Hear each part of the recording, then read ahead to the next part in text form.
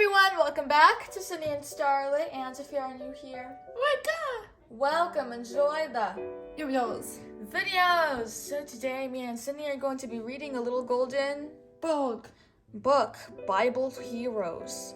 So let's start.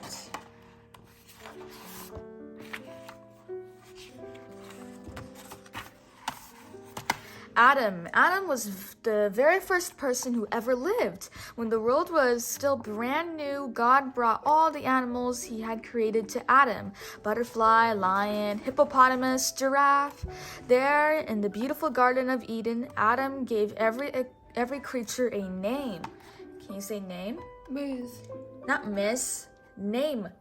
Miss. Name. Miss. Not miss. Miss. Name. Miss.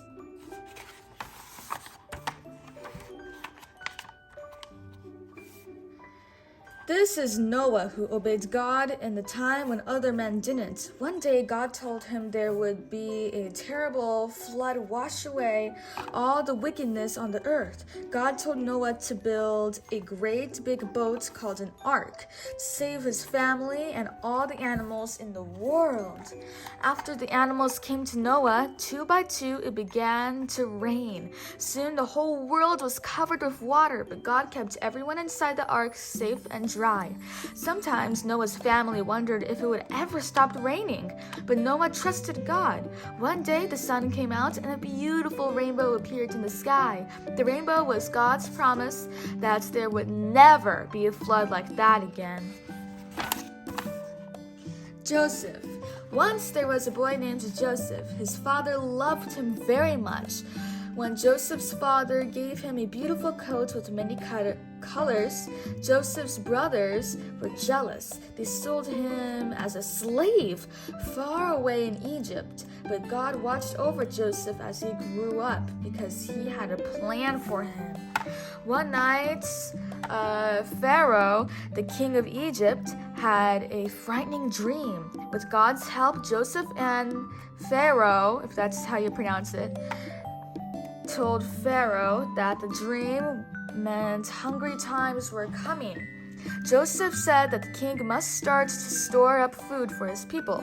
The king was very pleased with Joseph's advice. Years later, the dream came true. Joseph had become king. He'd stored up enough food to feed all the people in the land. Now Joseph understood why God had wanted him to live in Egypt, and he forgave his brothers for what they had done to him. Miriam. Many years later, God's people were living in Egypt. A new ruler forced them to work as slaves. He even sent his soldiers to harm all the newborn boys. When a baby named Moses was born, his mother laid him in a basket and hid it among the weeds by the riverbank. Moses' sister Miriam was very brave. Day after day, she stood at the edge of the water, keeping watch of baby Moses. One day, the king's daughter saw the baby in the basket. She felt sorry for him and took him back to the palace to live with her. And Miriam knew that Moses would be safe. Moses. When Moses grew up, he led God's people out of Egypt, away from the wicked king. But when the king sent his army to capture them and bring them back, the people were trapped between the soldiers and the Red Sea. Moses knew that God would help his people. So Moses raised his staff, a mighty wind blew, and the waters parted. When the soldiers tried to follow the people, the water came crashing over them. Moses was the greatest leader of his people. The greatest leader his people had ever known. Joshua. After Moses died, Joshua became the leader of God's people. God told Joshua to destroy the wicked city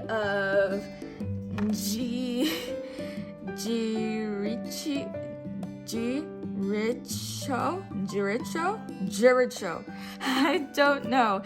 But not with swords or spears. God ordered his people to march around and around the city walls. The people wondered how they could possibly win a battle just by marching. But Joshua trusted God. When Joshua gave the signal, the people let out a great shout of praise to God. The earth shook and the city walls came tumbling down.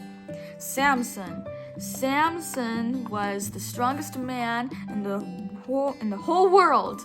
When his enemies hid in their great walled city, someone pulled the city gates right off the hinges? I don't know, these words, annoying words that I just have a hard time with. God gave Samson the strength to knock down an entire stadium with one giant punch. Deborah. When God's people had problems, they came to Deborah. Deborah was a very wise woman. She helped the people to understand and obey God's commands. One day, when enemies attacked, the people were terrified. The commander of the army refused to lead his soldiers into battle unless Deborah went with them. So Deborah bravely led the way. David. Once a shepherd boy named David heard a giant named Goliath cursing God and his people. Though he was just a boy, David went out to fight Goliath all by himself. The giant laughed when he saw David coming, but David had prayed that God would guide his hands. He put a small stone into his slingshot and hurled it toward Goliath. The stone hit the giant right in the middle of his forehead, and he fell at David's feet. As a shepherd boy, David wrote many beautiful songs of praise to God. After he had killed Goliath, David grew up to be a brave, mighty warrior. He sang songs to thank God for giving him victory over his enemies. God was so pleased with David that he made him king over all the people. Solomon. In time, David's son Solomon became king.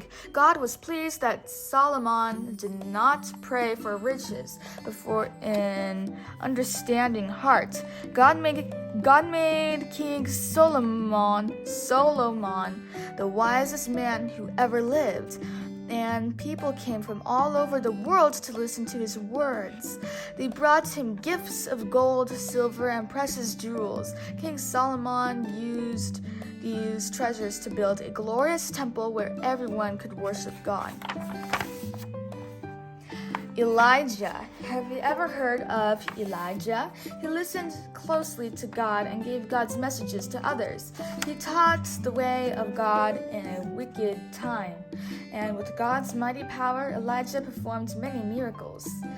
When he had finished the work God gave him to do, Elijah was carried into heaven in a chariot of fire. Esther. I think this is Esther. Esther. Queen Esther was not only beautiful but brave. One day she discovered that a wicked man had come up with a plan to destroy all of God's people. The law said that no one could talk to the king without permission, not even the queen. But Esther went to the king anyway. Bowing low before his throne, she begged him to protect the people. The king listened to Esther because she had the courage to speak up. Queen Esther saved the lives of thousands of people. Daniel was the king's closest friend. He helped the king make important decisions. The king's other friends grew jealous of Daniel, so they set a trap for him. They tricked the king into making a new law. Anyone who didn't pray to the king would be thrown into a den of fierce, hungry lions. The men knew that Daniel would not pray to the king because Daniel prayed only to God. So when Daniel broke the law, he was thrown into the lion's den. Okay, the phone starts ringing. Hold on. So sorry about that. The phone started ringing. Next morning, the king was rushed to the lion's den to see what had happened. He called out, "Daniel, has your God saved you?" "It's all right, your majesty," called Daniel. "God sent his angel to shut the mouths of the lions." Daniel had trusted God, and God had protected Daniel. Jonah. Do you know the story of Jonah? God had an important job for him, but Jonah didn't want to do it. So he sailed away on a ship and tried to hide from God, but a terrible storm washed Jonah overboard, and then a big fish swallowed him.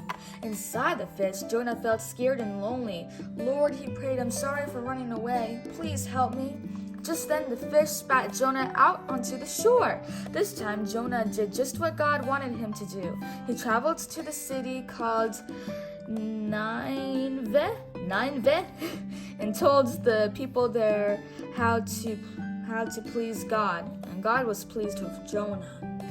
The end. So that is it for today, everyone. We really hope you all enjoyed it. So we'll see you all next time. Bye-bye. Bye-bye. Get your favorite name.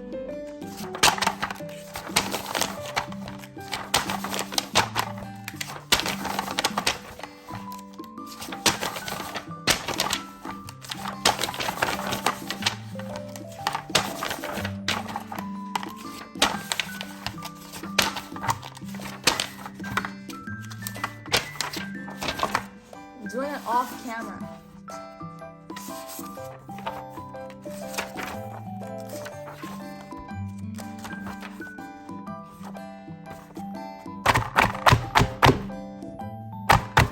It's a very good page. Who's your favorite person or animal? Horse. Horse. Bye-bye.